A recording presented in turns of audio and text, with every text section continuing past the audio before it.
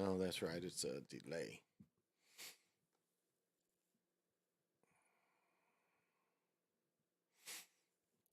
It is a delay. That's right.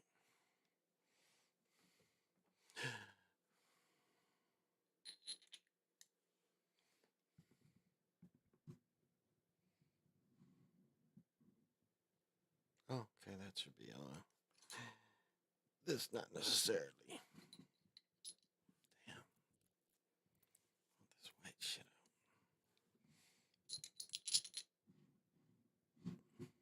Hmm.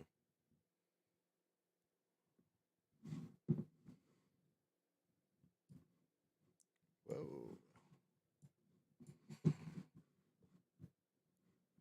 I know the delay ain't that long. Gotta be started by now.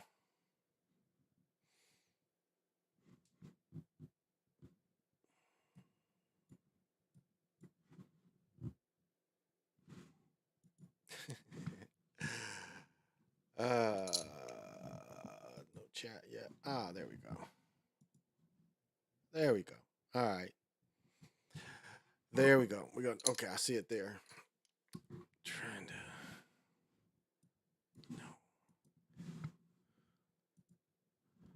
no. All right. No. There we go. That's better. Uh all right. Not sure what was going on, but let's get a little energy in the room. Let's move some energy. So I said to the east, to the north, to the west, to the south, to up, to above, so below, in the center. Give some grounding energy.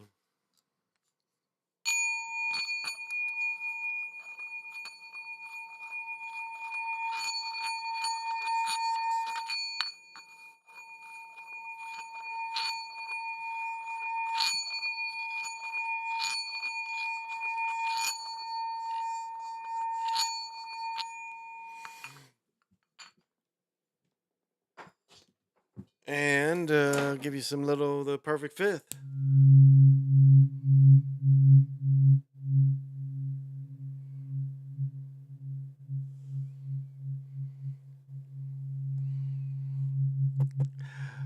Okay. Let me see. I need this up. Ah, that's good. I think that's it. No, not quite. A little more. Ah, there we go. That's what I need. All right.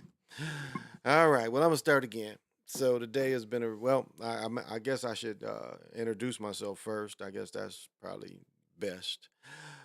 So I go by the name of Big Pontiac. Some of you may know me as Hero Twin, A Win, or the Time Lord. You know, I went through all those different stages, and that's what life is. You go through different stages, so there should be definitions of part of who you are. It's not a total who you are, but part of who you are.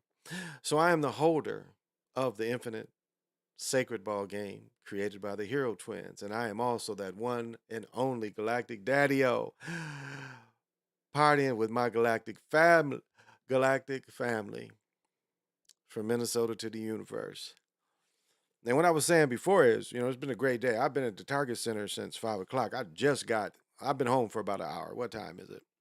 No, we stopped at somewhere else and had a couple of drinks before we came back. But um, great basketball because I was trying to explain. So in our class, so the two games I went to was 3A and then 4A. Mr. Basketball played in 4A, the top candidates for Mr. Basketball. And please forgive me, I didn't take my pad and with me to write these names down. But one cat is from Wyzetta, he's 6'9", and he did a sweet deciding basket in overtime that kind of gave Wyzetta a victory. But it's a brother from Park Center that can play as well. Great game. Overtime. And what was interesting is, the bottom of the Target Center, the bottom holds about 15, 16,000 in the bottom. they had people sitting up top. Now, when I first moved here, the first basketball I watched in '07. I moved here in '06, but the first tournament I saw, first tournament was actually '94 when Khalid El Amin, when he won the championship. I think it was '94 or '95. But since then, going today, and it was packed. It was packed. It's like when it's so packed, they close off sections where you can't even walk in there unless you walk out. So saw some really good hooping. Tortino Grace, back-to-back champions in 3A. Um, but Park Center had won last year. They lost. But it was interesting watching all the 4A champions, going back into when the Jones brothers went through. They won Apple Valley. They won a couple years. Gary Trent Jr. I know y'all know who Gary Trent Jr. is. I thought I saw Gary Trent Sr. at the game. I saw, I might have even saw Felipe Lopez. Really great guy. Really great guy. There's a documentary about him and brothers from his country playing ball. Really good about him. Really good guy. Really good guy. I know he has a daughter. Well, she might be grown by now. His daughter from this area, but really good guy. Chilling, eating red beans and rice with chicken. Oh my god, you just cooked, man. I went to Chili's and I had them fajitas. Now fried, yeah, Chili's and I had fajitas before we went down to the Target Center. So I wasn't a basketball culture like that is a hit or miss these days. I tell you what's interesting too. Couple things is Nike has made so much money off culture. It is just ridiculous. I was just sitting there, and again, I would dare say there was probably the place wasn't packed. The place holds about 20 or 21, maybe a little less, maybe up 20,000 because they did take some seats out. So there was dare say 15,000 people there. But it's just funny looking at the clothes. It's just Nike. It's just unimaginable the amount of money we spend on tennis shoes, and I mean everybody. I don't just mean just the culture of melanated people. I mean everybody. So it was just kind of mind blowing seeing that and seeing so many people wearing Nikes. I mean it's just like Nike has taken over. Oh, there we go. Uh, oh, it's hit or miss around there. I tell you, it's fire. Matter of fact, okay, so we have so the one big recruit. Check this out. The one big recruit, and I can't tell you his name. He looked to be about 6'5", 6'6". He played in like 1A. He lost the championship. The big recruit from the Gophers. Was he even a senior? Yeah, I think he was a senior. But this guy played in like 1A. He played in the lowest class here because he said when he played football, he played in 9-man football. But he's like the Gophers' top recruit. So he lost, and a lot of times class doesn't really make how good or the team is going to be. But I don't know. I don't know. I just kind of found it. I don't know. I just find it interesting, and I don't know where anybody else is going. They don't even sell a program you're supposed to download. These programs can be quite thick. So to tell you the names. Now, hey, check this out though, Lorenzo. Adidas been going down. Do you know what they had to do with Kanye? I don't know if you've been following this, but what they had to do with Kanye is Kanye and them made an agreement that they would sell the stuff and not rebrand it. That they would sell it all under his name. Now this is old stock. Well, not really dead stock, but this is the stock they have on. They have about $1 billion in Kanye product. So there's been a deal. So you're gonna start seeing this stuff released under its original name. I don't know if y'all caught that. But yeah, it's going to be under its original name. And so they're kind of back working together because there's $1 billion with the inventory. So yeah, Kanye's going to make more money when he's still going to make more money off when they sell this inventory. And $1 billion worth of inventory ain't going away in one day. Well, let me tell you what happened too is now the Target Center, you can't bring any weapons in there. It's pretty much metal detectors.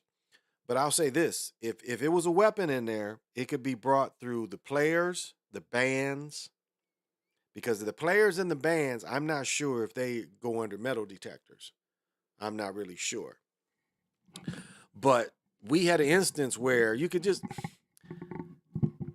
and I don't want to be stereotyped, but it'd be like these African cats here that live here, they are so entitled. These Somalians, they seem to want to fight all the time. And so we could kind of see that it was something going on. Like I said, damn, I said, man, I had really good seats. So I must have been, I was like down on the, I guess that would be considered the south end of the Target Center. And I was sitting like from the basket, I was like angled off about 8 rows, maybe 10 rows up. So I had a really good seat, for being there. In high school, it's just first come, first serve, of course. But it was something went on. And all of a sudden, all the students kind of just was running. Like the first thing that caught everybody's attention was this cop, this single cop, like, and he wasn't a Minneapolis cop. He was with one of the other units because he was dressed different. But he went up and he ran through the crowd and he ran up. About 4 minutes later, some of the crowd just comes storming, running. My fiance is hitting me and saying, "Let's run," and I'm like, "No, sit there. Let's see what's going on at first." I mean, well, yeah, I don't want you to get stomped, and her aunt was with her, so I didn't want her to get stomped. So it was just the craziest thing that they just started taking off running. It was just the oddest, weirdest thing. No, I forgot to start recording. Um,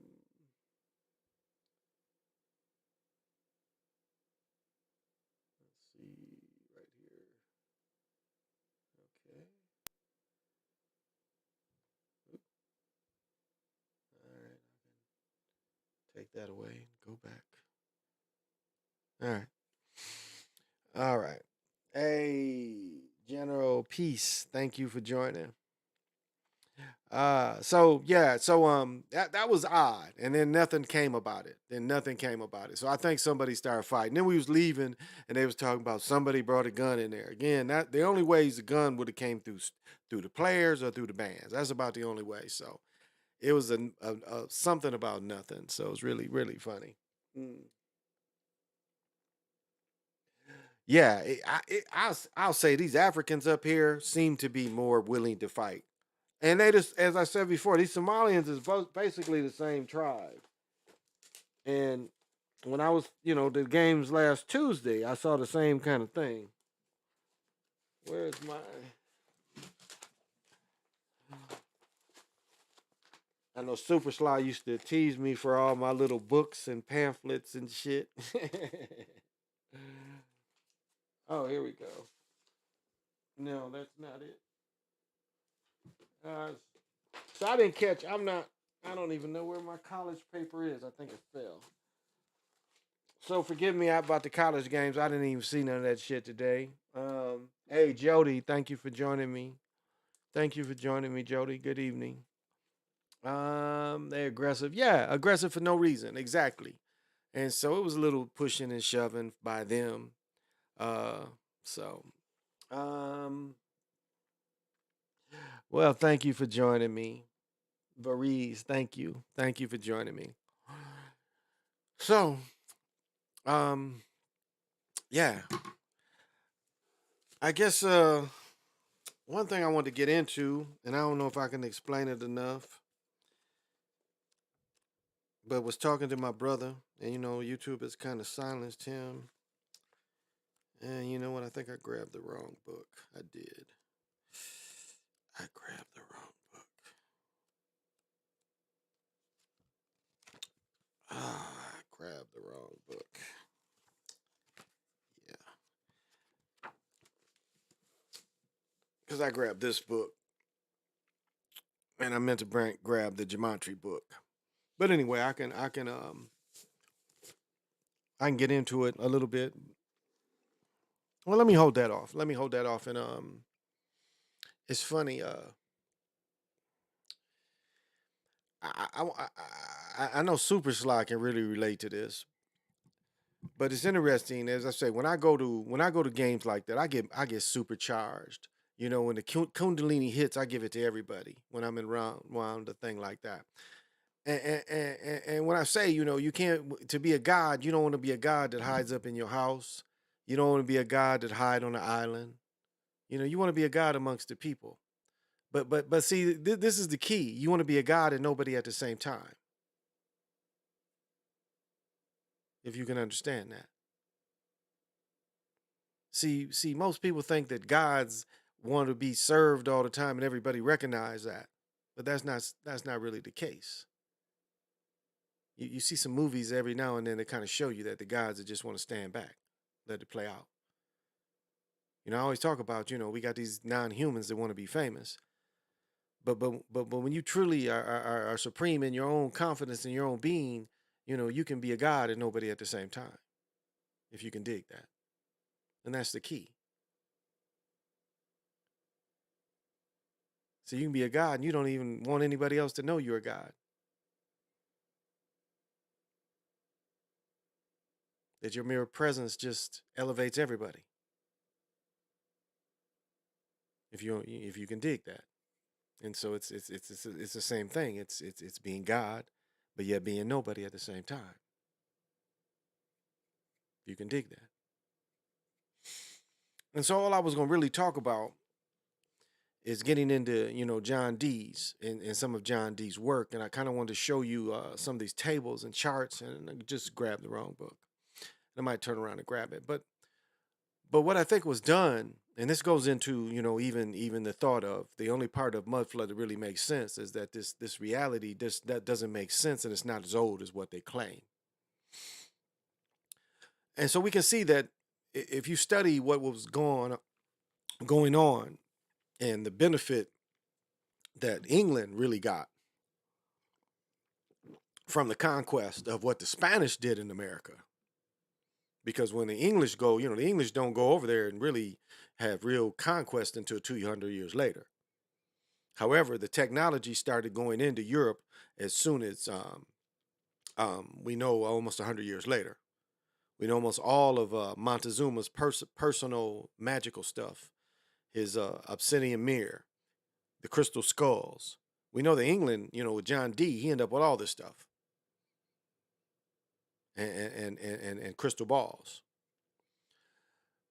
So it appears if you study John Dee and you study the I think they call it electrical, no, angelical. You study these angelical charts,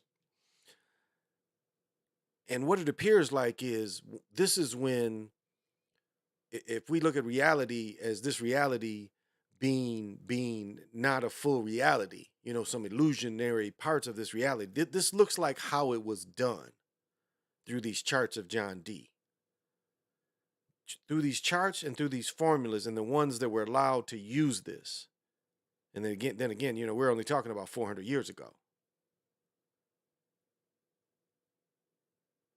If you understand. And so some type of way this gave way, this was able to upsert this reality. And it's very possible that we are restarted all the time. Especially if we look at just what we went through in 2020. It seemed like that was another restart of something. Reset. Jason Valores. Oh, okay. How's your night coming along? Your weekend's going? Yeah. It was really, really beautiful day. Looking forward. We were supposed to meet with a couple. The lady. Well, we found we changed our date. I'm getting married on the 4th of November. We found the place, and the person that my fiance's one of her better friends is going to marry us. So we were going to meet with her and her husband, but her husband wasn't feeling too well, which I'm no diss to them, but I wanted to go see the game because the plan was we was going to eat and then try to make it down to the Target Center. We still could have because we had reservations what's called St. Louis Park, which is roughly about 25 minutes from where I stay in Birdsville. And then, to go in the city was another 25 minutes. And we wanted to see both games. So they didn't feel well. So we were still able to eat. Went to Chili's. I love my shrimp fajitas. And then go to the game. The only bummer was they didn't sell beer at the game because it is high school. Hard hitting say reincarnation, real deal, light trap, soul trap. UConn is back. It's funny, I talk about Khalid, I was hoping to see him. I didn't see him tonight, and I didn't see him at the game the other night. So I was hoping to see him to see if he wanted to come on some night. Because remember, he won he won the championship with Rip Hamilton. He won the championship at UConn with Rip Hamilton, if y'all remember. So Rip Hamilton didn't win it with the Pistons. He also won it with UConn. And remember Kevin Ollie. I was trying to think of his name. Kevin Ollie was coach, and Kevin Ollie played here. And what was cool is Kevin Ollie, like he was driving old Lincoln when he played here. When he played here at 7 or 8, he was driving the same old Lincoln. So it was 7 or 8. He was probably driving a 1 or 2 old Lincoln, 5 or 6-year-old Lincoln. He probably 01, 02 Lincoln at the time. And then he won his case against UConn when they fired him without cause. No wonder they had that Tabit jersey in the commercial. Ah, okay.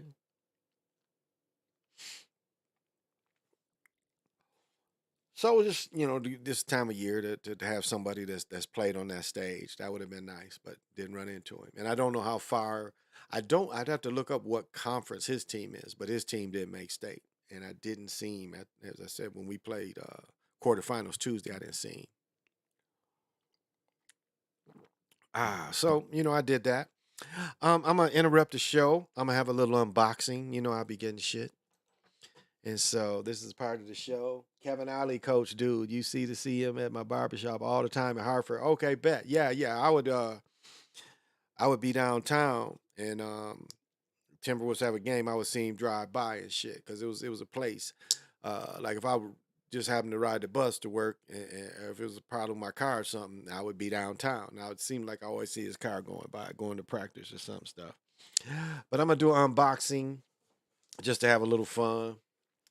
And yeah, yeah. Rich Hamilton did win a championship in college. Yeah, yeah, and so Khalid did too. Khalid won. Khalid won high school and college. Khalid won boys high here. I think they won the 3A championship, and that was back in 94, 94, maybe 95. But damn, this is a tough ass tape. I'm gonna have to sharpen my knife.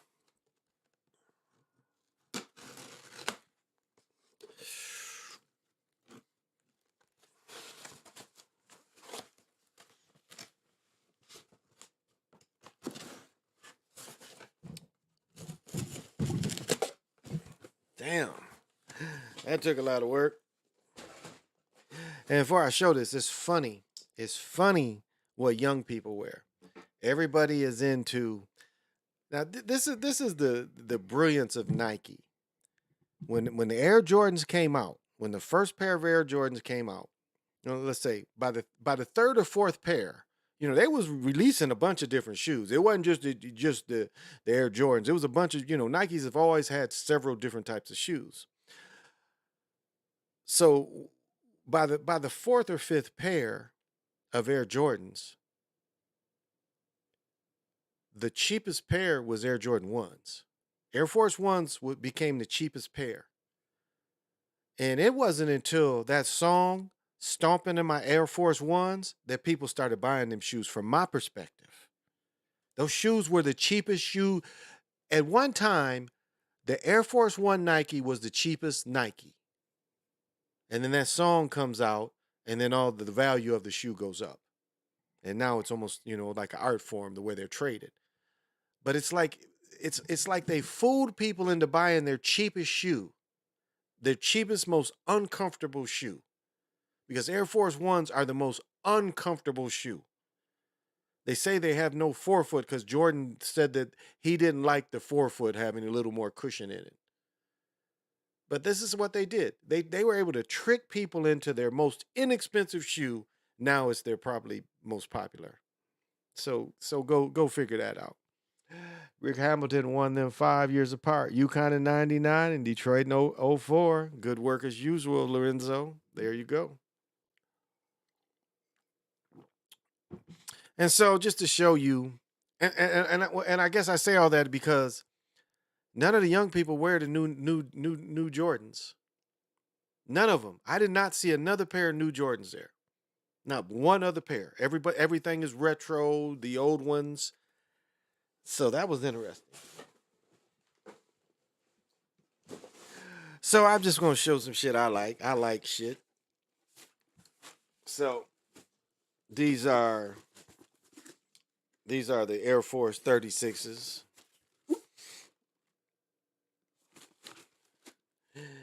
And I got them in 14 and they're low. The white box. And so let's see how this one opens up. Does this push out too?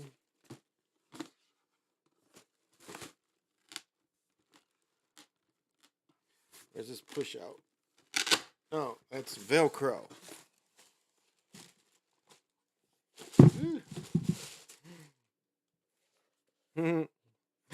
And so here they are. I mean, they've been out a year. But I figure I can go play pickleball with these. And these was only maybe $100.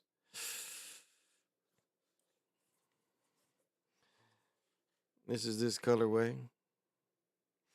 But what I like is there's a lot of padding in the forefoot. But these are 14s because I can wear 14s. But I think let me see in here. Yeah, that in there. I think I'm gonna take that out and put my custom ones in. That's really why I bought the 14s. But look at this inside. Look at that stuff in there. So that looks like some pretty good. I'll see. But that's the plan, is to put my custom ones in here. But I just like Jordans. I just like shoes, and I like new shoes that where my feet don't hurt. So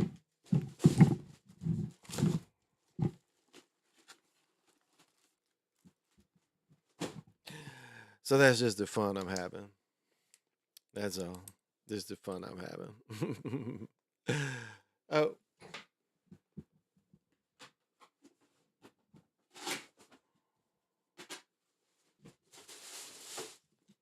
I'm a shoe junkie. No doubt I'm a shoe junkie. And what's funny, this is the same kind of mesh that's on the new ones. But it's funny, the new ones, the 37s, the high tops. What's interesting is the 37s are, you can see like through.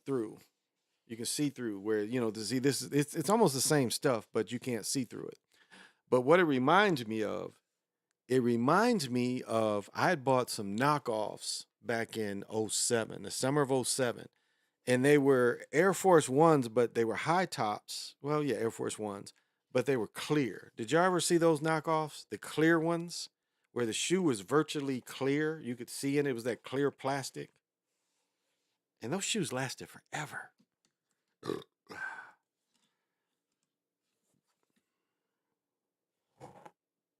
I think they got the little Jason Tatum inside here or something. So,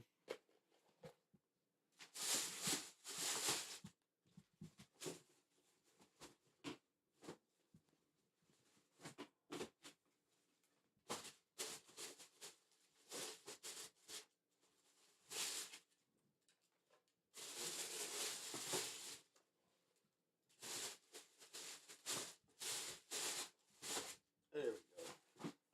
Oh, here's my newspaper. Oh.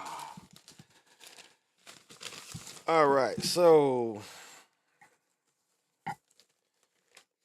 UConn and the Zags. And we got UConn coming out of the West. I might not get any there. UConn coming out of the West. Why are my pins not working? And then we got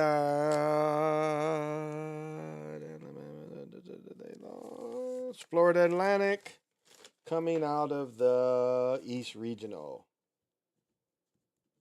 It's a big payday for that coach. we shouldn't be surprised because we had the guy coming out of St. Mary's, wasn't it last year? Coming out of St. Mary's. So, but yeah, that's the. So we just have Cretan playing San Diego State, right? Yep, that's tomorrow. Cretan playing San Diego State. And then the other one we have Miami and Texas. Right? Yep, Miami and Texas are the games tomorrow. So yeah, just the two games tomorrow. Miami, Texas, and San Diego State and Cretan. That's who we watch tomorrow. Let me see. I stayed in Atlanta. Let me see where I stayed in Atlanta 99 through 01, and then back then, the shoes that time in New York was Air Force One, supposed to be called the Uptowns. Okay. When we were growing up, we used to rock Jordans and play in Jordans. Now these youngs rock Jordans, but play ball in new sneakers because of technology. I did a short little film on the different kind of shoes people was wearing, so I might put that out there because it's interesting watching. Like I saw a few dudes wearing Lucas, the new Lucas. Um, Trying to think what else. Lucas was one of them. The player I said, the 6'9" boy from Wyzetta, JW something. He wore Jordans. He wore LeBrons. He wore LeBrons, and I still love LeBrons. I think LeBron.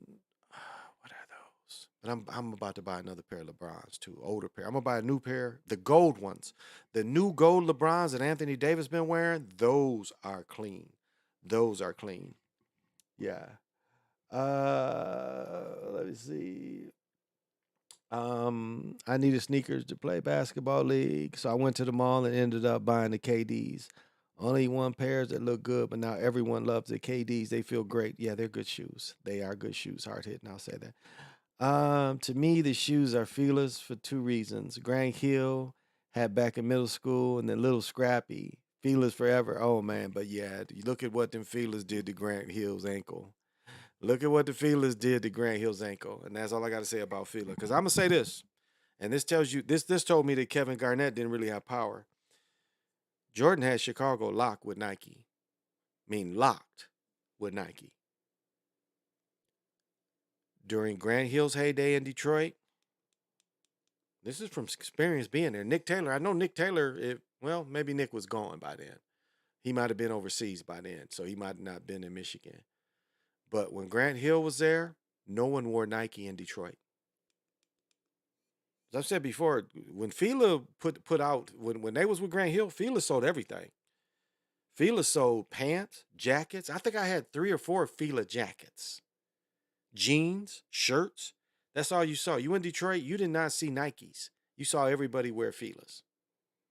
Everybody wore Filas. I mean, it was quite interesting. That's why when I would come here and see nobody wearing Adidas hardly, it was just funny.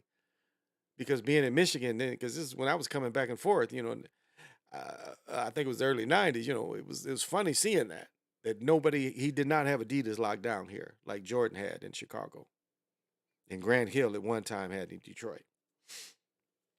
And that would be funny when the Bulls would play Detroit. You'd see all the Chicago cats that would come to the Palace, and all them in the Nike gear. All of the people in Detroit rocking the Fila gear. I mean, it was interesting to see that.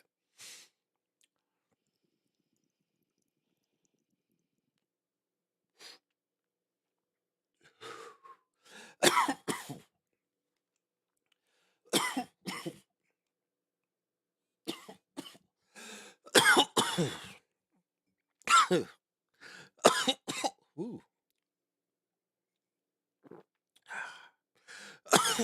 A little more than what I was funking for. Wow.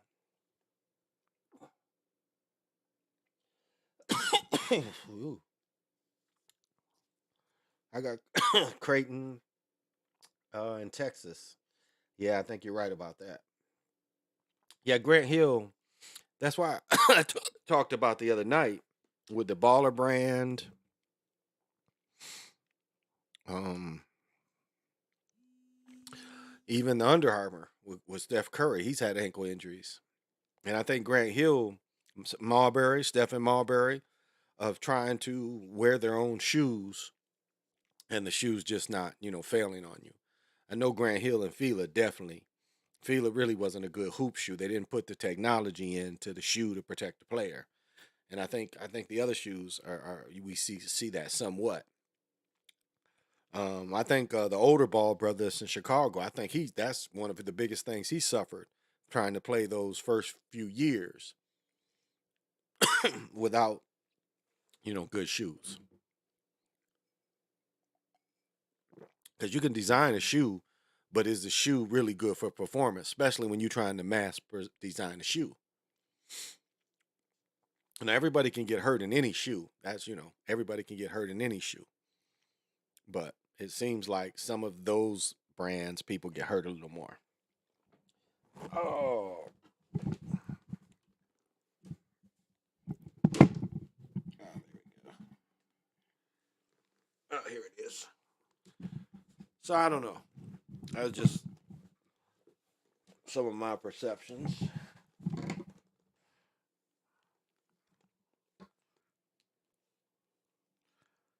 That's all. Oh, thought about bringing me another beer up here.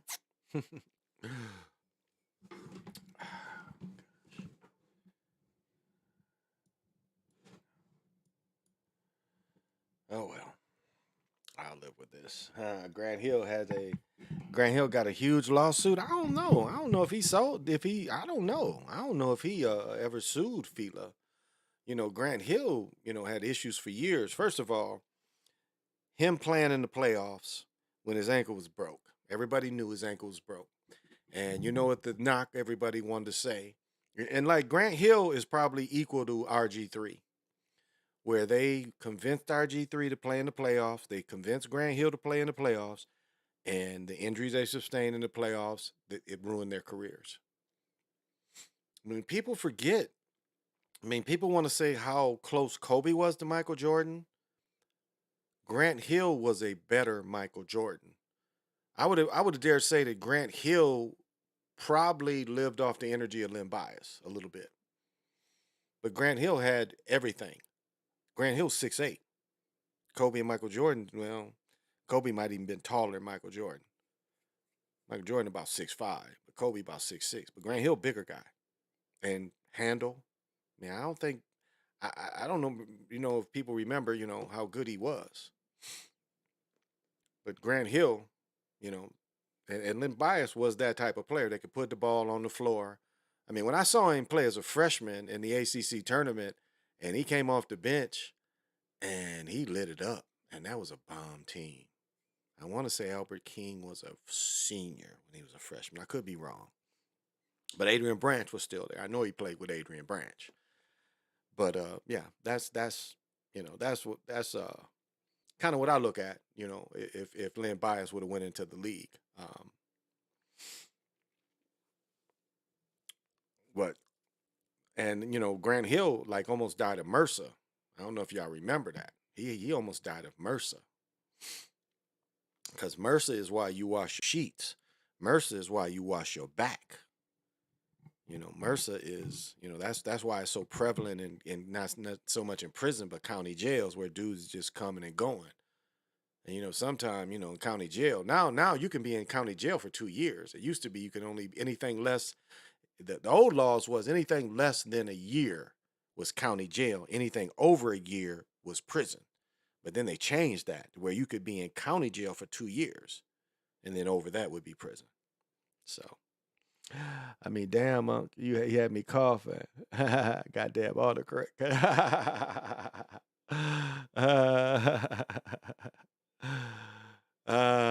That's funny. And when Grant Hill, he finally like Grant Hill also could be looked at as like with Bill Walton career too. Bill Walton's feet was ruined.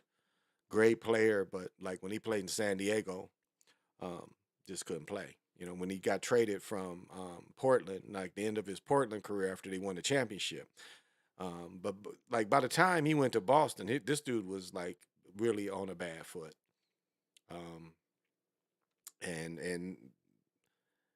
it, it goes like Bill Walton had the same problem as Yao Ming, Rick Smith. Some big fellas just had him broken foots and it broken feet, and not the ankle sprains, but actually the broken foot part instead of the ankle sprain or the broken ankle that Grant Hill had. A lot of like Yao Ming, Rick Smith, and Bill Walton. You know, it seems like for some reason those guys seem to suffer from broken feet. Sabalas Senior, he's another one. Same problem. Had foot problems his whole NBA career. So, and the women, Ohio State. Now, is Paige still hurt? Because I noticed Paige didn't play. Because they were supposed to, UConn was supposed to get back that one player, but I saw Paige. I don't think Paige is playing, and she ain't in the WNBA, so she must have got hurt again. Because so if Paige was hurt, and that other girl who was supposed to come back, the one other girl that had knee surgery, she's supposed to come back, so she probably wasn't ready. But yeah, I saw that. I saw that they got eliminated. But I don't think Paige played, or she didn't. Her points weren't that much, so I'm not sure. I'm not sure why she didn't play. Now, is the Miami still on the girls' side? Because those twins seemed like they had a good game. Those twins that transferred seemed like they had a good game. So I don't know if on the women's side I really haven't kept track. Even though this paper to show you how foul I am, this is the women's side. They give you the women's side too. This is how foul I am. I ain't fill out the women's side, you know. And I'm old fashioned. You know, I'm telling you, this is the first time. Damn, USA Today is from what, the 80s? I'm trying to think of when they came out with USA Today. Mid 80s, early 90s? Maybe 88, 89, somewhere in there. This was the first year that the USA Today paper in probably 30 years didn't have a hard copy of the tournament in their paper. I've been getting their paper for years. I've also thought I should have kept a scrapbook of all the years I participated and kept the papers. I mean, this is forever, forever. Now, I didn't follow the national championship games like I followed the Super Bowl. I've watched every Super Bowl game. I haven't watched every national championship game because when I was little, it wasn't that prevalent. When I was little, it wasn't really prevalent. As I told you my personal story, my good friend knew Tommy Curtis that played with Bill Walton at UCLA, and that's when really it took off. Kareem definitely. Kareem made people pay more attention to it instead of the NIT. But Bill Walton, the Bill Walton, David Thompson, that era really where it took off, where it really took off. I believe so because I ain't been. Yeah, I think she hurt too, Lorenzo. I think she's absolutely hurt. I don't know. I don't know her family, so I didn't know anybody else. Yeah, Miami's still in it. They play LSU today. Okay, yeah, the twins. Those two little twins that can play. Those young girls can play. Ah, there we go. And they were trying to get them for their NIL deal. Because schools is going to pay people, but we're going to see people stay in school longer. And as I've said this, and I'll keep repeating this every time. To me, to me, if I was a top recruit, a 5A or 4A quarterback, and they would give me $3 million a year, $3 million a year guaranteed and bonuses, but I'd have to stay 3 years. That's a no-brainer. That's a no-brainer. If you can get those kind of deals for the wear and tear on your body, and then you can be comfortable, and for those of you that can't go into the NFL, you've made damn good money. You've made damn good money that you can take care of yourself for the rest of your life. And that's really what college football should have always been. Because the NCAA has been $1 billion industry. And I wrote this NCAA tournament. I broke this NCAA tournament down years ago on the amount of money they make, with the players. Gosh, I don't want to exaggerate, but it was enough money. And this is when it wasn't even 68 teams. I broke this down a few years ago and it was 64 teams. It was something like 60 million could have went to the players each. And I'm talking about from round 1 up. It was almost the pool of money that the NCAA got could pay something like 60 million each to the players. And maybe that's slightly exaggerated, but it's just slightly. It was between 30 and 60 million, the pool of the billions they made, that the NCAA makes, that doesn't go back into the schools. This is a business of profit. Or if it does go back to the school, it goes back to the schools in profit. If you can dig it. Did catch a Memphis chick that punched the Bowling Green chick. Yeah, I saw a replay of it. I didn't see it live. They talking about she might be up for assault. You saw what they did to the Michigan State players that jumped on that Michigan player. They made them do community service. They dropped the chart. Well, they didn't drop it, but they made them do community service for assaulting that dude. So yeah, you can't just sucker punch people. Do it during the game. uh,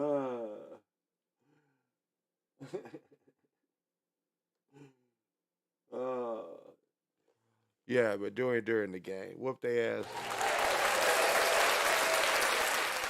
during the game. Hey James, thank you for joining me. Appreciate it. Yeah, do that shit during the game. Don't just sucker punch somebody. But, you know, that's how it goes. That's how it goes. So tomorrow, since I was going over today I'll watch the 2 games tomorrow. I'll sit and watch. I got I think my fiance's aunt, she's coming by tonight.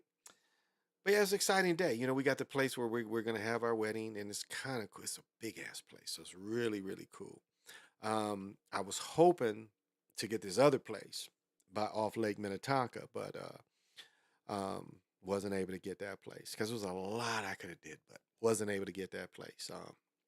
So we found another beautiful place, and yeah, so you know, I'll show pictures of me. You know, all I tell you what, the John Wick, the dressing and the bad guy in the John Wick movie. Oh my goodness, he should get best dressed in a movie. They should just give an Oscar for the best dressed villain of all time. And I mean, this dude is living in cathedrals in Paris, but his dress is impeccable. From when he kills the brother until the very last scene where he thought he was getting a sucker move and he thought he was gonna be able to shoot John Wick just laying on the ground, not knowing John Wick had 1 round left. But his dress, and he wears this all white, and I think that's what I'm gonna get. He wears this, you got the double breasted vest, and the jacket. So, do you think Gary Payton in the prime would shut down Steph Curry? Well, Curry would have had problems because if you would have analyzed Curry's game, you'd have known that you pick him up soon as the ball is out. And Gary Payton is a little bigger than Curry. Payton is more like 6'4.5", 6'5". Steph is about 6'2.5" to 6'3". So you have a bigger cat, and Steph's not quick. I mean, Steph. What you have to understand is there's quick and there's basketball separation. Steph Curry can do basketball separation, but he's not quick. Alvin Iverson was quick. People that are quick can come moving at you. They can move sideways just as fast. They can go left, right, back, forward. Steph Curry ain't never had that. But he can get separated. That's why when you look at football and you look at a slower receiver, all the receiver got to learn how to do is get open, get separation. And that's the same way with the shooter. Oh,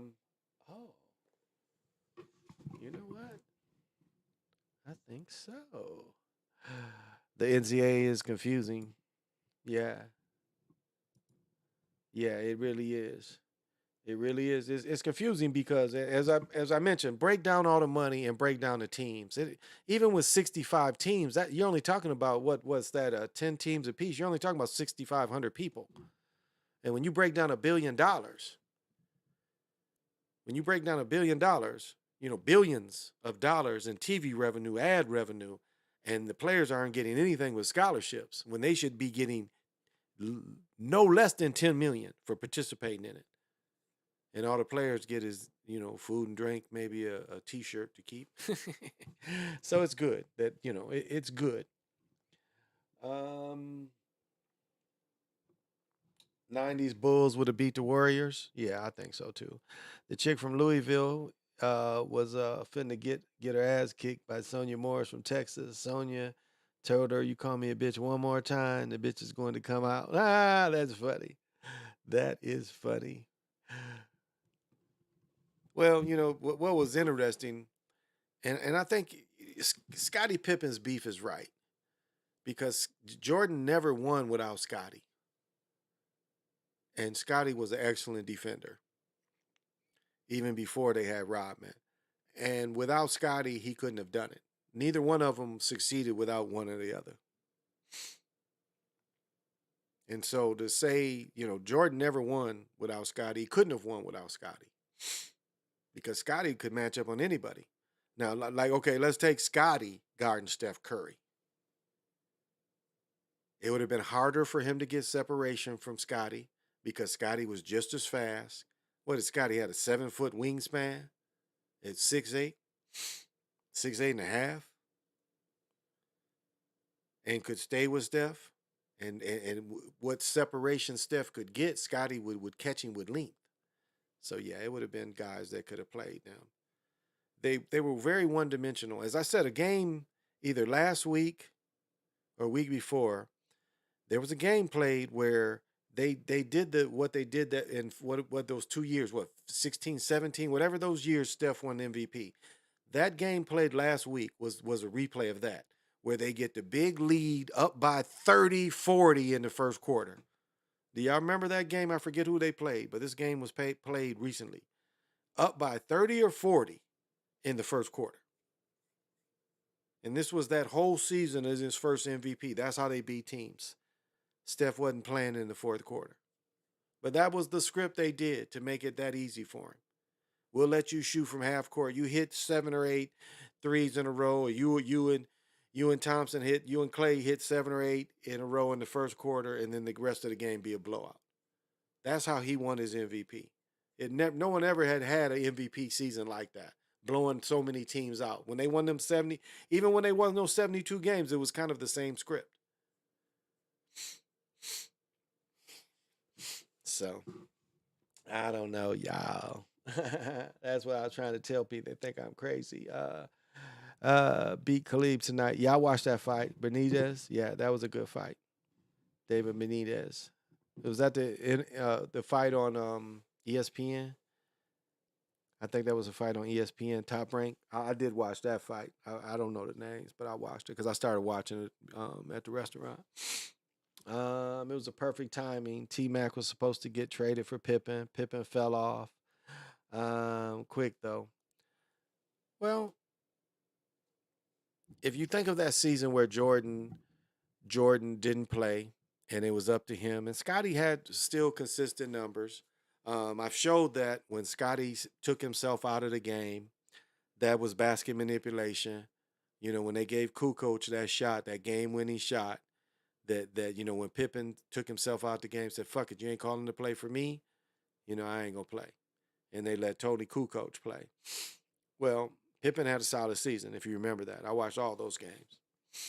Because WGN, I was living in Michigan then, and WGN was one of the basic channels where we got. So I watched all the Bulls games. They showed every game, like the Pistons on whatever TV 50 is. See every Piston game, see every Bulls game.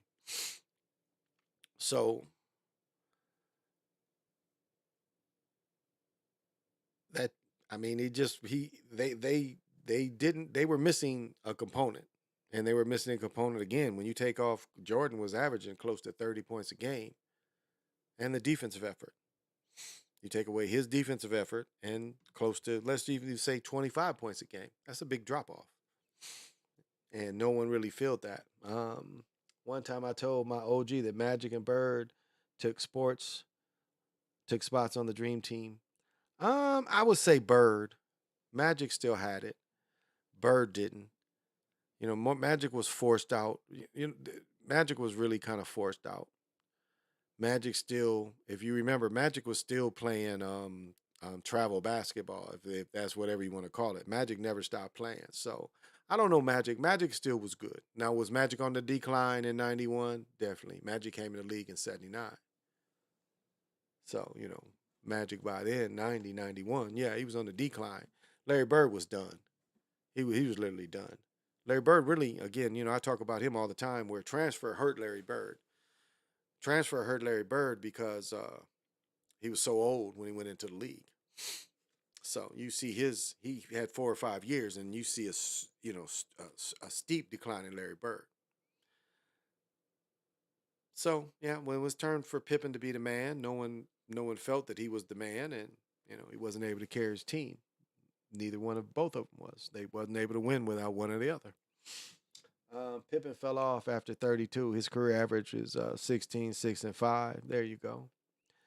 There you go.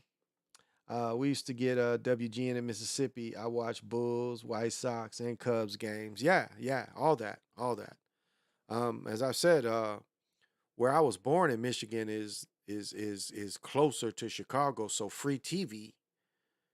Free TV, and I'll tell you this. Like free TV before cable in the '60s. In the early '60s when I was like in kindergarten, like '66, I was in kindergarten. It was all those old, all the '50 reruns, like all the 50, like Superman and shit. William Tell, William Tell, and I've talked about this before. William Tell with the crossbows and shit. Yeah, yeah. This was like recorded live TV. The old TV in the '60s was live TV. And so William Tell was some cool shit because they was crossbowing niggas and they was always on ladders. It's like, sieging somebody. And sometimes they would just crawl ladders just to kind of talk to the enemy. It was just funny how much they was on ladders in the show. But William Tell is that same beat as the Lone Ranger. Dun, dun, dun, dun, dun, dun, dun, dun, dun, dun, dun, dun, dun, dun, dun, dun, dun, dun. William Tell, it's the William Tell show starts the same way as the Lone Ranger. It's the same music. But it was like all those reruns on WGN. So yeah, I watched Ernie Banks, Billy Williams, Ferguson Jenkins. Nah, didn't see as many White Sox games. Yeah, not younger. It's more Cubs than White Sox. Yeah. Um, I never did. Yeah, yeah, Magic because remember he's announced back in '92. His announcement back in '92. Yeah. And what the reason why Magic quit playing was because of Karl Malone, and Karl Malone had played with Magic that whole summer. But Karl Malone really thought he was the man. Even after Michael Jordan's 1 or 2 championships, he really thought he was with Magic out the league. Karl Malone thought it was his turn, and so he put that poison because let's even like okay after the Dream Team, Magic got a massive contract. I don't know if y'all remember that. Massive Magic was like the highest paid in the league after they brought him back in the league. And that's when Karl Malone, and after Magic got that big contract, then Karl Malone talked that shit, talking about he didn't know if he could play against Magic. Mark Price, too. Mark Price did, too. So you wonder why Karl Malone didn't get further and Mark Price. Because Magic had a lot of friends in basketball. That's why you don't hear about Mark Price, and you see all the flack that Karl Malone took.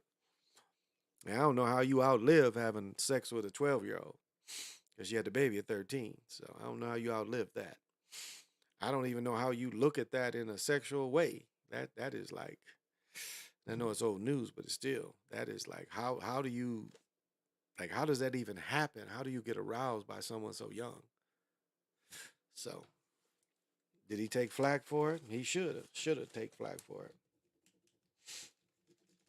because that is wow.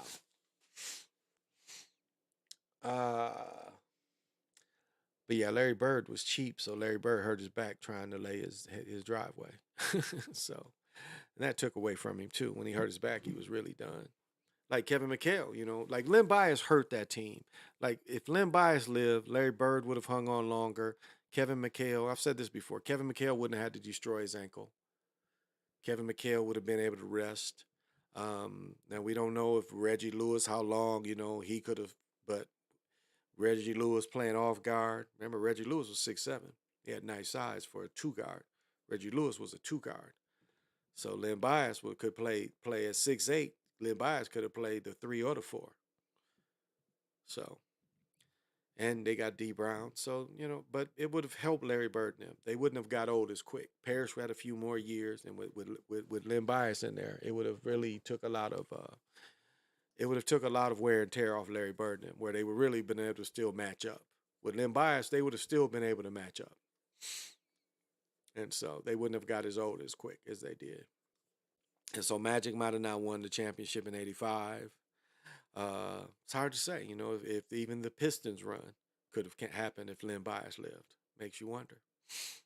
Um, Reggie Lewis was solid, nasty defender in mid range. Yeah, exactly. Yeah.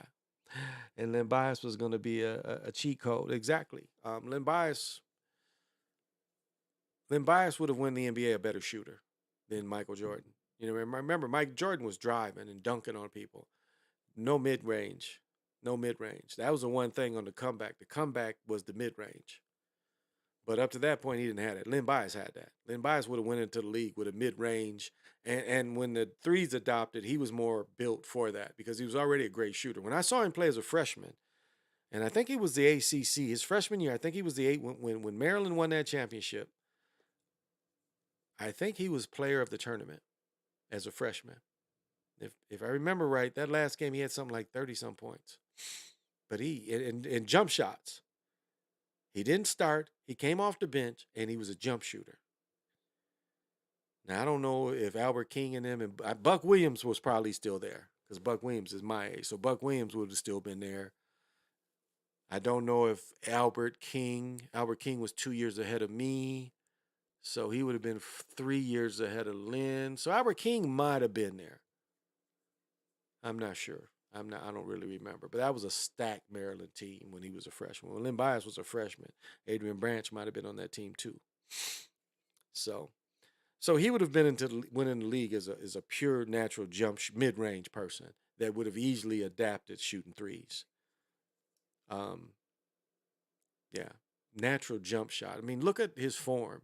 Look at his form. Perfect form. Perfect vertical, perfect form. So, had Len Bias. The Celtics could have run through the 90s. And the big three alone, yeah, they probably could have. The Matrix won't let anybody or anything get in the way of MJ, Bron, Jay-Z legacies. All the scripts centered around them, Kobe, Brady too. Yeah. Well, they wanted somebody equal to Michael. They knew what they were creating, and they couldn't just let a melanated person be that great. Now, remember, still, no one passed Bill Russell. No one, not even Yogi Berra. Yogi Berra only won 10. So Bill Russell's still the greatest winner. So they needed somebody to be great for them, and so they created Tom Brady because Tom Brady was a creation more than actual ability. He's someone that you can look at. As I said before, Tom Brady wasn't a starter at Michigan. Tom Brady would start a game, and I think his name was Drew Henson. He would finish the second half. In all reality, Tom Brady shouldn't even been drafted. He shouldn't have even been drafted. So there was something going on that this guy who didn't have a lot of experience, didn't have a lot of snaps, at a big program, easily replaced. Because that was back when, Michigan was getting them quarterbacks. I think that was Bo Schembechler was still alive when they was getting all the top quarterbacks. He wasn't one of the top ones. Remember, he was behind Bob Greasy's son, whatever the younger Greasy's name is. So he wasn't a great college quarterback by any. I don't even think he could make the College Hall of Fame. I don't think he was the College All-American. You got to be All-American to make the College Hall of Fame. And I don't think Brady was All-American in college, ever. So you see, he was artificially scripted to put in there. And the Patriots' rise had everything to do with 9/11. It had everything to do with it. So that's hence why we see Tom Brady.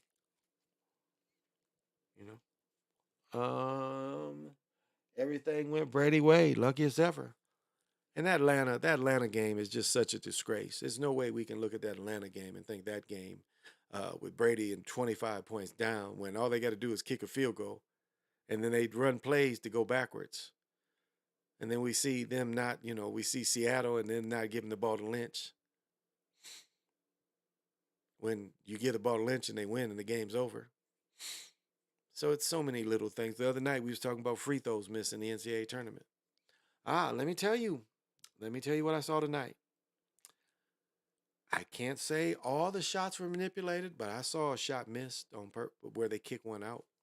So I don't know if they was just fucking with the game, but I had a great angle, and I saw a free throw that should have went down, and they kicked it out. Now that team still ended up winning, but that was one play where it looked like they actually made the shot miss. So as I said, I did a little more filming. Some of those things, I'll say this: the thing I showed the other night, that thing was missing tonight. I showed, if you look at the one where I showed two pictures of an object up there, that shit wasn't up there tonight. Whatever that object was, it sure was not up there tonight. Now I did sit on the other end. Well, not really. I sit like in the center Tuesday, so I kind of sat left of center. But yeah, it was a part that was up there the other night, wasn't up there tonight. That part I highlighted, it's a little black box I highlight. That part wasn't up there tonight. So that's interesting. Exactly. You drop back and take a 12-yard loss, make it 0 cents. Exactly. Why won't you run? The whole first half of that game against the Patriots, they were running and killing them. They're averaging 10 yards a rush. Then all of a sudden, you call a play where there's an 11-yard drop back. Look at one of my videos where I did with John Elway. When John Elway played with those Bronco teams that lost 3 straight Super Bowls or 3 Super Bowls. He starts on his 10 and he drops all the way back into the end zone to take a safety. It's like in that video, you can see where he could throw the ball to get out of trouble, and he does it. He holds on to the ball. So we see how it's scripted is done. Mm. Yeah, so that game was an insult on our intelligence. He is not the greatest football player of all time. Arguably, the greatest football players of all time would probably be a mix of, I would dare say, Jerry Rice, statistically, real numbers. Because catches is real numbers. A lot of that shit that Brady did, we know is inflated. But real numbers, the two best football players is probably Jerry Rice and arguably someone could say Jim Brown for durability. I mean, Jim Brown didn't lead the league hurt. When Jim Brown quit, he quit at his peak. He could have still played a couple more years. He was making the movie The Good, the Bad, and the Ugly. He was trying to get more money, and they was like on some bullshit, so he quit. Kind of like what Barry Sanders did. Like, I'm making this movie, and I'm making as much in these 3 months I'm making this movie as I made in the year playing NFL. Motherfuckers tackling me. So, but to say Tom Brady is the greatest football player ever is an insult. Is an insult because he was truly like wrestling builds up people.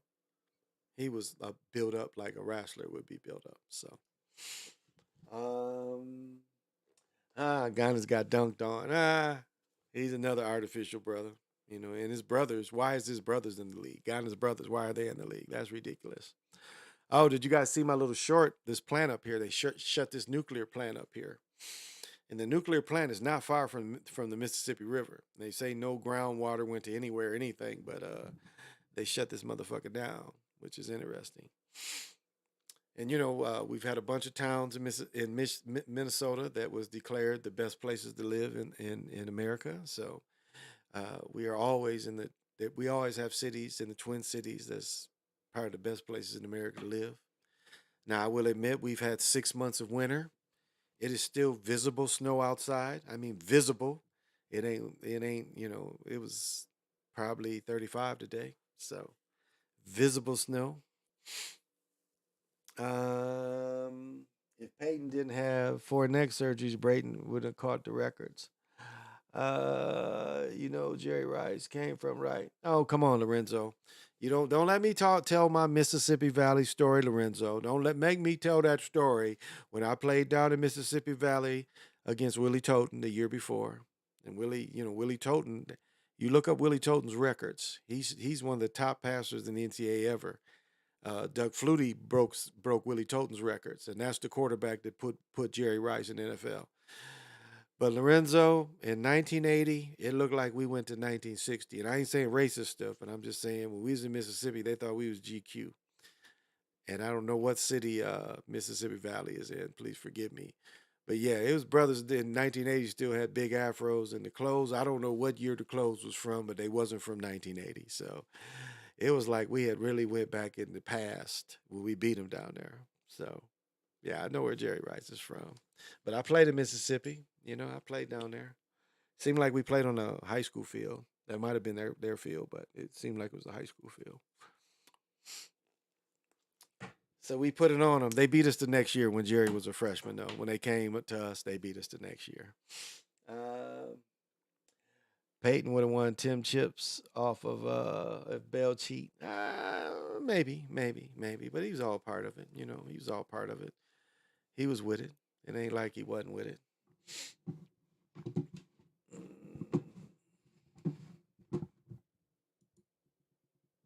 Yeah, he was with it. So, mm, which was this one? Bring that back up. Okay. They say Minnesota doesn't consider is the bean at Mississippi. Minnesota does it considered as one of the best states. I ain't saying it's one of the best states, but I'm saying every year we get the best cities. Like it always our best cities are always Egan, Eden Prairie. These are always like the top cities in America. Egan, Eden Prairie. I'm trying to think of the other little area. Minnetonka. We always have like in the top 50 cities. There's always two or three in Minnesota. That's all I'm saying. That's all I'm saying. And so it in that regard is some of the like right now Madison was one of the top cities in the world, and that's in Wisconsin. That's about 3 or 4 hours away from me. So Madison, where the University of Wisconsin is, was considered also one of the best cities. So you talking about the top cities in America, just as far as living and comfort.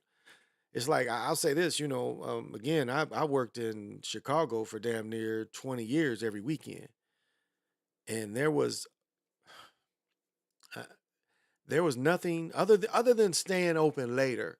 The clubs and businesses staying open later. That was the only difference. It's just as much to do here. I mean, this is a great city. If you're a young person and you like going out, that you couldn't ask for more here. You couldn't ask for more here. Like when I was in my 30s and the 90s, we went out every night. Saturday was probably like if we went to the game, if it was the Timberwolf game in the winter, that might be sometimes the only night we didn't go out. We were so burned out, but every night we went out every night, 6 nights a week. That's how much is to do here. It is a lot for young people to do here. It's always concerts. I saw Futures is going to be the Target Center. That's going to be interesting to see because that's a lot to fill. That's a lot to fill. So I don't know if Future can fill that. I don't know who's gonna be with him. I ain't going to see that shit. But yeah, I ain't going to see him because I ain't a Future fan. Say I am not a Future fan, but it be somebody in there. So we'll see. My uncle went to school with Jerry Rice. He played baseball there and met his wife there. Oh, okay. Yeah, that's nice. That's nice. Now our baseball team, I don't know if they played Mississippi Valley down there. I know they played Tuskegee. It's funny, they played Tuskegee in a tournament and half of the baseball team got VD while they was down there at Tuskegee. That's my Tuskegee story. But yeah, I played Mississippi Valley twice. We played them my sophomore year, and then we played them my junior year. Jerry Rice caught a touchdown and 4 or 5 passes against us. With Willie Toten. Willie was probably the second best quarterback I faced. Joe Adams, and I played offense, but Joe 747 Adams was probably the best quarterback from Tennessee State. He never made the NFL, but he was a great passer. Um, and his folly was he was a pocket passer. He wasn't a dude that could run the option, nothing. He was straight drop back. And when he played in the All Star games, the college All Star games, he was kind of exposed because he was taught as like Joe Gillum. Joe Gillum wasn't a dude that could run around. And I played against Joe Gillum's daddy was still assistant coach at Tennessee State when I played against Tennessee State. I played against the Hall of Fame coach Big John Meredith. But Joe Gillum's daddy was the offensive coordinator for Tennessee State. I played against Richard Dent 3 times. So Brian Ramson, which ended up being Richard Dent's agent, he played quarterback after Joe 747 Adams, but he was probably the best passer I watched, just pure passer with touch and everything. And we had beat the ass. We had them. They called 2 touchdowns. We played down there in what is they Fayetteville? No, no. What is that? Tennessee? Where Tennessee State is? Maybe Knoxville. I'm drawing a blank. But we had them beat down there. They called back 2 long touchdowns, holding on plays that was damn near just up the middle plays. Fullback was about to do one play. Fullback ran 60 yards. The other play, the fullback run 50 yards. Holding. How's it holding on that? Quick hitter. So we had them. We definitely had them. It's funny if you study. I remember when I said this the other night. When Chris Webber was a rookie, he talked about how they asked him what he thought about college. College basketball. What was the difference? And he said the cheating refs. I don't know if I could ever find that again, but that's what he said. The cheating refs. Matter of fact, they interviewed him. Do you guys remember the phones? Remember the phones? The video phones. He was interviewed on the video phone. If y'all remember the video phones, and that's what he said. They said, "What's the difference?" And that's what he said. The difference was. He said the difference is the cheating refs. Is that my man Jeffrey? Thoughts on John Wick 4? Oh, I would go see John Wick 4 again. Out of all the movies, I've seen everything, and it was the bomb. Now, as I said, just to do another breakdown, what was interesting is in the beginning, if you remember the Greek philosopher talking about a underground city in Kemet that had the pillars and stuff, the beginning of John Wick shows that those pillars that was supposed to be, the underground complex. I forget what that's called in Kemet. The like the dressing, as I was saying, the villain was impeccable dressed. His dress was impeccable. I thought the screenplay was a good screenplay, but like John Wick killed 80 people. That's what I counted. I counted him responsible for killing 80 people. His crew, it seemed like another 100, like the guys that was with him. It was like maybe 200 people got killed total. But it showed the suit body armor, because remember in the beginning of the movie they show when John Wick's shooting people, they're doing like this. They're opening their coat and doing like this. You holding your coat, your hand is still, but your hand ain't bulletproof, but your this is bulletproof. But they would hold their coat up, but nobody shot them in the hand. But the coats were bulletproof, Kevlar suits. The suits were bulletproof. So that was the new technology showing. But yeah, he killed 80 people by himself. But he got hit by 10 cars. John Wick got hit by 10 cars. He fell off a 2-story building. Not only did he fall off a 2-story building, he hit something on the way down before he fell on the ground. So how you fall on something, then you hit something, then you hit something on the ground? And with minutes of falling on the ground or falling off a 2-story building, he's kicking ass. Other day I was at a casinos rap. Casinos rap. I don't know who that is. I was back and forth with guys about NBA being rigged. These fools said it's not because his cousin playing the NBA. Well, his cousin is compromised.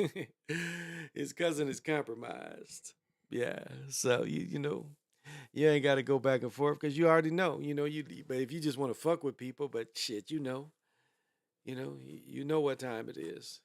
As far as that is concerned, that it's something foul, and it's not something real. So they're all compromised. Like I know some. I think quite of the science was saying everybody didn't need to know. Everybody knows because what happens is they learn it in college. You don't play college. The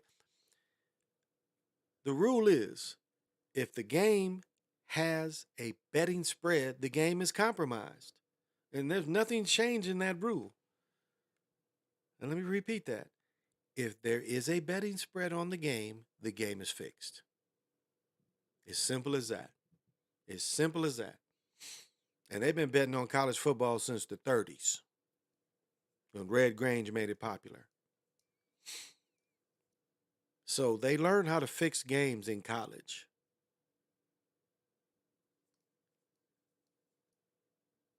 It's that simple. It's that simple. And people say, well, why don't people tell? As I said before, I have friends I've been friends with for 40 years. If you look at the good old boy network of pro sports, and you really see it in coaching, they groom people. But these relationships that you can start in college can last a lifetime. And so, what would you rather be, successful in life or tell that college sports are fake?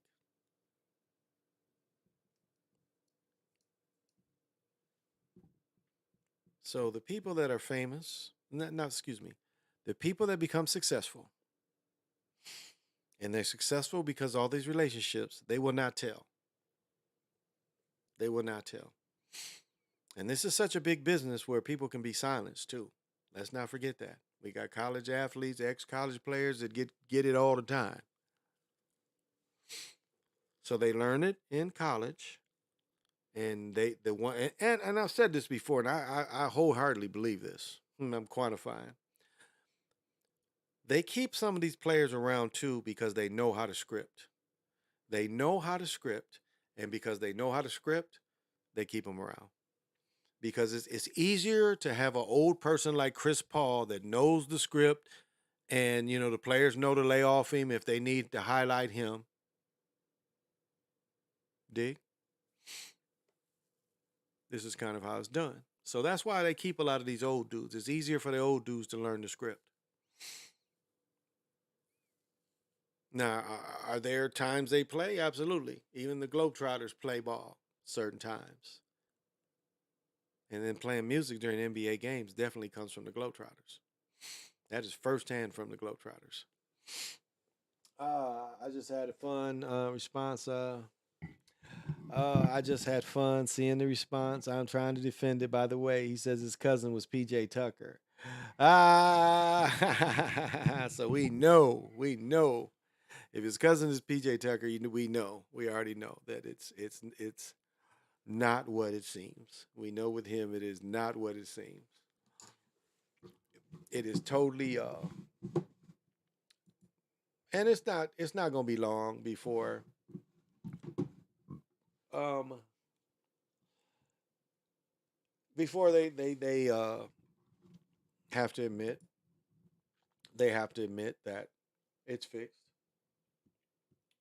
Hmm. Okay, okay, I can deal with that. I'll sit with this a little late, but uh and just like wrestling, they force wrestling. They're gonna the same thing is going to be with the whoops. The same thing is going to be with the other sports eventually. Yep. But yeah, I don't know. I don't challenge people as much as I used to. I don't be on the kill like I used to. I used to be on the kill, and I don't be on the kill anymore. All right, maybe. Yeah, there we go. Relax a little bit. So I don't be on the kill. I don't have to. I don't have to prove anything. It's better to let a fool be a fool. Or what do they say? Is who is a fool if you're arguing with one? If you know they're a fool. But sometimes I do like to see responses. We all do that. We all troll a little bit. Uh, if this guy who plays Kang and gets in trouble, then what did Disney Marvel do? Yeah, I saw that. I don't care what that shit mean to me. Fuck them all. Jeffrey, fuck them all. Uh, I guess him kissing another man wasn't enough shaming. They always got to do more shaming. But No matter how much shaming they've done, he's already made these movies. So he's always made that history. So it's just a shame, and he's gonna go through. That's all. Yeah. I till the teams lose, it's fixed. But when the team wins, it's not fixed. Go figure. Exactly. That's how they say it. Even in high school, like the refs are supposed to be the top refs, and one ref really, like, you could tell that it was one player that went to the hole. The guy went to the hole no less than 20 times. He went to the free throw line once in the first half. He got no contact calls. He had a call that should have put him in the free throw line at the end of the game before the first overtime. Guy tried to take a charge. The guy leaned into him. No call. So even you see that game appeared compromised because there was one player there was one ref that I said, that's favoritism. He did a call. It was clearly favoritism. So this ref was compromised, and you know, not taking anything away from the winning team, but the way it was called at this one guy, and this one guy did a bunch of turnovers, but he had a lot of plays where he went to the hole and got fouled, and they ain't called it. So even those games can be compromised because it's easy to compromise it with the refs. Um, do they drop any science? Wow, yeah, because at the end when they do the so at the end when they do the three arches, they have to John Wick has to go up these stairs. And so if you look at the stairs is like Dante's Inferno. So they say a number of stairs. They're like you only have to take 22 stairs, and it seemed like it's more than 22. But he had to get up this 4 or 5 rows of stairs, and that was Dante's Inferno because every layer he went to fought to get up was fighting, Dante's Inferno. And then when he finally fights everybody and gets all the way up, a second group comes and the guy knocks him down all the stairs. So he has to fight up it again. So, and then when they fight, there's the three arches. That goes back to Roman times. The arch is symbolism of like masons, but it even goes back to maybe a little bit of um, what were they called? The French at Notre Dame. But three arches go a little bit into that. Um, it's okay. It's interesting when they talk about the table and they show the table's network. That is really interesting. And they make sure to show you that the table is kind of old fashioned in some of the technology and the way the table gets the networking out. It almost reminds you a little bit of Harry Potter when they do um, registrational things. Also, registrational, it would go into a little bit of Hitchhiker's Guide to the Universe, registrational wise, if you remember that. So they show the registration of like when a hit is put out. They show that through every movie. But that's something I think people downplay on how big what's called the shadow government really is. Because this world has been made for kings. And so if you don't think we're not under one king, that's naive thinking. And so again, these are figures running the world that live in the shadows. So as I said, they live and they don't live at the same time because we don't know the names. So it does expose those kind of things that there is something out there. There's a force out there that has a lot of money and that can make a lot of different things happen and can use our militaries and the police to use things to get things happen. And would not be against killing police or whatever local, military is there to get their way. Because we know every war, the real money people have backed both sides. I mean, it's proven that the Rothschilds gave money to both the North and the South during the Civil War. And the same thing could be said that during World War II. I mean, we know all the people that gave the money to the Nazis. You don't go from hyper inflation where it cost you a damn whole chest to buy you a loaf of bread, a whole chest of marks to buy a loaf of bread. You don't go from that to building the Autobahn, cars, tanks, planes. You don't go from that to that without a lot of help. And where that money came from. And we know the Nazis traded until I think 42 or 43. Trading on the stock market. And that's where the Bushes come in. They were their traders. They were the Nazis' traders on the stock market. Which is treason. Which was treason. And instead, they made him rich. They bought him out instead of putting him in jail and disgracing the family for treason. So we see the Nazi connection.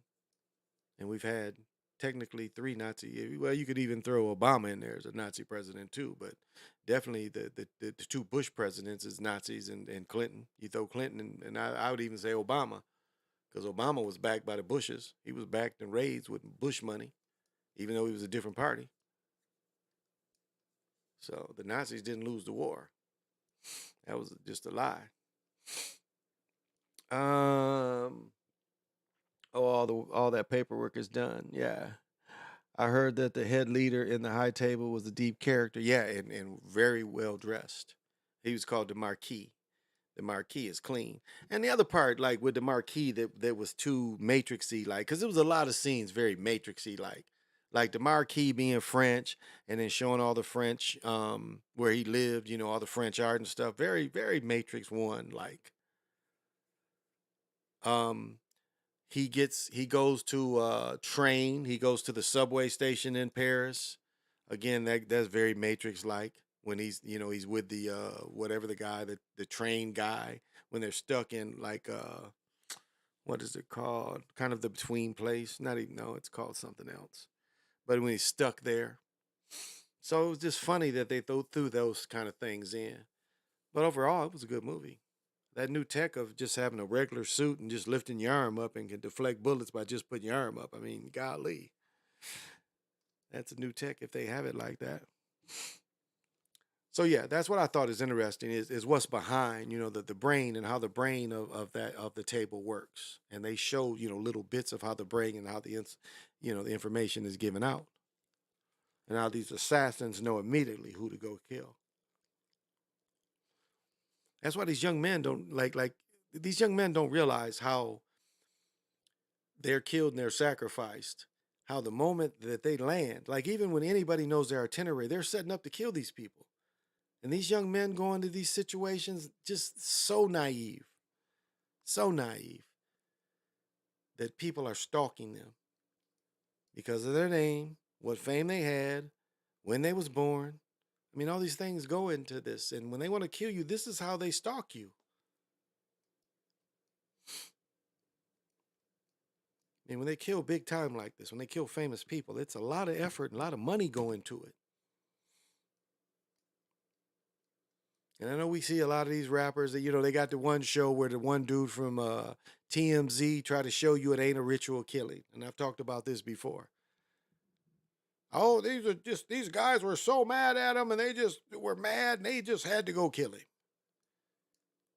Because they're trying to disprove his sacrifice.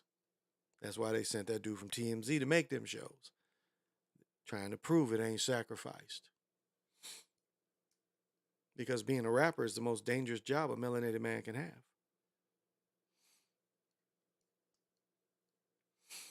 But action movie, it was a great action movie. I enjoyed it. Great shoot 'em up. I'm going to see Michael Jordan's the Nike movie next Thursday. I guess I won something to see free. It's a preview night, so maybe it might even be next Wednesday. I go see that movie because we go so much. They know us. They don't even look at the tickets. Well, they knew we had bought the tickets because I bought the John Wick tickets the week before when I saw All at Once, Everything All at Once, which I had seen. It was my second time seeing it. And I don't think when I saw it the first time, I must stop seeing it when I saw it the first time. Because I was like, damn, I don't remember none of this shit. So I think it was kind of slow. But yeah, it was a good movie. I thought it was good for the technology and the killing. Because all you need is a 9mm that holds 20 rounds and you can face the world. Like the dude Kiefer Sutherland in 24. A cell phone and a 40 was his thing. He could win the world. He was Superman. That's why John Wick is a Superman with a gun. He's a superhero with a gun. And Dr. Wessling said that the gun represents, the penis for the European. It's the penis. And so it's Superman shooting his penis off at people. But that's what John Wick is. It's Superman with a gun. And again, he got hit by 10 cars. Oh, and he got, does he die in the end? We don't really know. He gets shot about 4 times in the end, and they show him in they show that headstone. But then they ask him, do you think he went to heaven or hell? And he says, I don't know. So there's possibilities. But he's Superman with a gun. That's it. Nothing more, nothing less.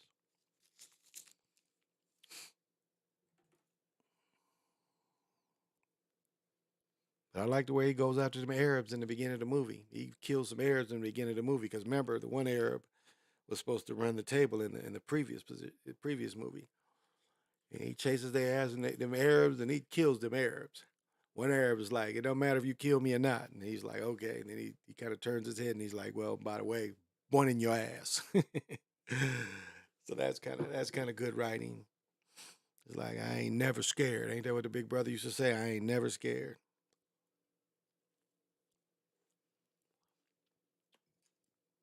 That's really how you got to face life. Can't be scared of life. You got to live it. You got to get rid of them fear programs. And you got to learn this, learn the science of this reality and what this reality is and how to manipulate it and how to manifest. Because these are the real things. This is the magic. It's magical. We are magical people. But they want you to put your magic in things that ain't gonna do you any good. They want you to waste your magic. That's why, I know the tech people take some offense, but what I'm saying is some of this tech stuff, I talk about the Mai. I'm the only one on here that talks about the Mai. Whoever you say take the Mai, Yadabuath or Marduk, one of them found the Mai, and I think it's the same character. And this is all this magic. It's just had a different kind of magic. That's all. What does Black Adam say? Your magic is weak, and that's what we're seeing. It's just they have better magic than what we have, or what they've done is they've limited our magic. Remember, Bobby Hemmett said a lot of these books.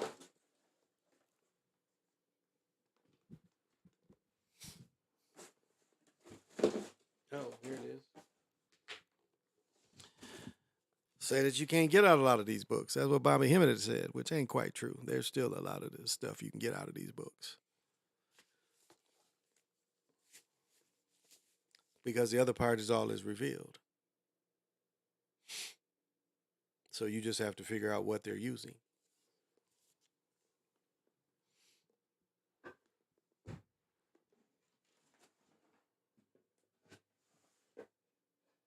That's all.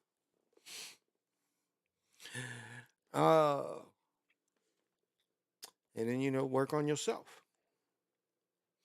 Work on you. And fuck all these distractions. Fuck what the world is doing. What is your world doing? That's what the most important thing, not all these distractions that's going on in the world, is what is your world doing? And how are you making your world better? How are you making the people like what impact are you having on your world? And what command do you have of your life?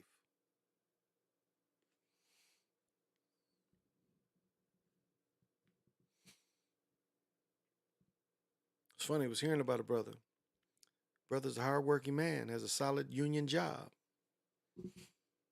He's not a failure. Doesn't have the job he has, he works for a municipality, working there for a number of years. He has a decent job. Lives in a good part of Minnesota. And some people wouldn't respect this kind of ability. Some people think that's not success, but if you really look at it, what he's doing is successful. Yeah, does he work hard? Yeah, did he have to did he have to plow snow when we had these storms? Absolutely. Does he get dirty sometime in his work? Sometime I imagine he does. But he has a good job. So he is a success.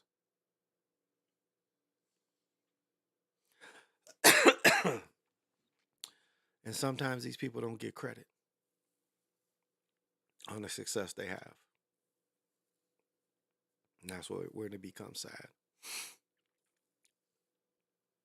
because these people are successful. Because success can look a lot of different ways. They want you to look at yourself and think you're not successful whatever you do. You know, it's funny. One of the spells right now is McDonald's pays $15 an hour. Isn't it funny? You got all the Walmarts closing. Another Walmart closed here.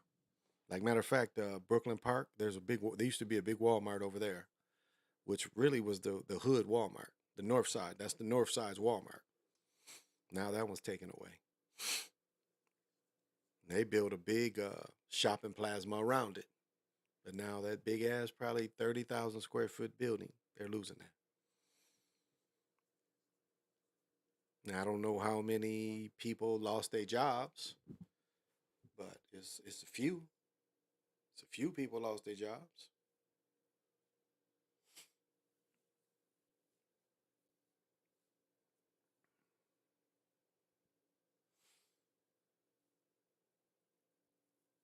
And let's not forget that minimum wage is still like $7. Now, in Minneapolis proper, there's no job that pays less than $15 an hour. And I think in this state, the average medium income is $100,000. Because it's funny, what used to be $50,000 is now $100,000. It's interesting the way inflation and everything, the way money is. And I've talked before, my goals when I was working. One time it was to make $500 a week when I quit playing football. Quit hustling. It was just, well, even hustling. It was like make $500 a week. And then it was to make $1,000 a week. And there was days, I made $1,500 every day. Those were really good days. Imagine being 24 and every day you making $1,500. You own a house, own a couple new cars, got all the jewelry you can buy, beautiful young wife, bunch of other girls, And even then, it didn't feel like it was enough. Even then, it didn't feel like it was enough. I wasn't satisfied.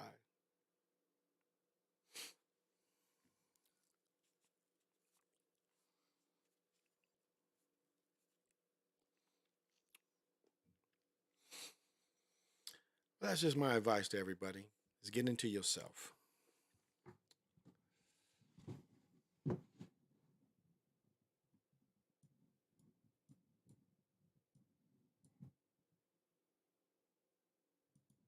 Huh. I had to go like this. Okay. Nobody said nothing. Let's see where I'm at. Okay, I can go a little longer. So I want to thank everybody. Thank everybody for hanging with me this far. I appreciate it very much that people would come and listen to Old Man and listen to my rants and my philosophizing. I appreciate that.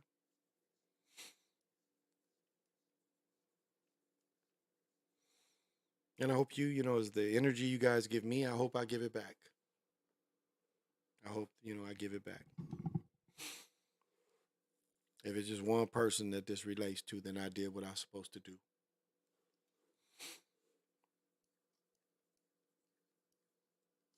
Because there are just so many different ways that try to take our interests, that try to take our joy. I was just telling, I love to smile. I love to walk around and smile. And when I go walking at the mall, that's what I do. But when I'm out and I'm around young people, you can't smile. I mean, you can't seem like you're a victim because sometimes smiling seems like it makes you a victim. So, like walking around the Target Center, all them young people can't smile. You kind of got to look like stone faced. And isn't that a shame? Isn't that a kind of a shame?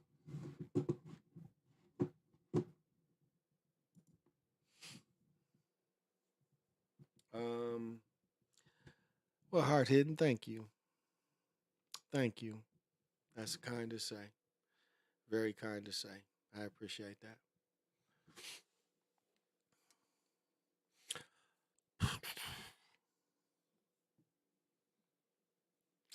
But yeah, I gotta want to put together some little shorts too on some just simple meditating techniques. Yeah, some simple meditating techniques. Um, I need something to drink very badly. So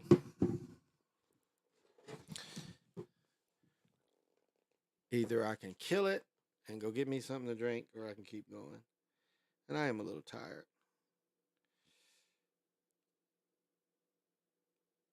So I could kill it too. You know, it's no big deal. Um so yeah. This bong was kind of rough. But I've talked for an hour and 45 minutes, so not too bad. Not too bad. And I only run on normally 3, 4 hours of sleep anyway. And so I just didn't bring any water. I just brought that beer up here. Had to take a lot of stuff up here. I had this big ass box I got to go throw away. So instead of just, I can always come back tomorrow and continue. So I think that's what I'm going to do since I made my voice a little hoarse and didn't bring enough water up here. So, look for me late. If you don't see me late, then I'm probably not coming on. But more than likely after 12 tomorrow. Yeah, yeah, yeah. After 12, I should be. Yeah, because this game's on tomorrow night. So check me out around after 12. 12 Central. I live Central Time. So check out 12 Central Time. And so thank everybody for joining me tonight. Thank everybody for listening to me tonight. Thank everybody for commenting tonight. And standing ovation.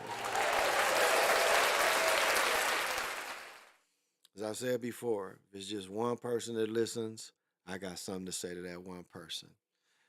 So, y'all, this has been the Chocolate Mountain Show. I have been your host, Big Pontiac. Till we meet again.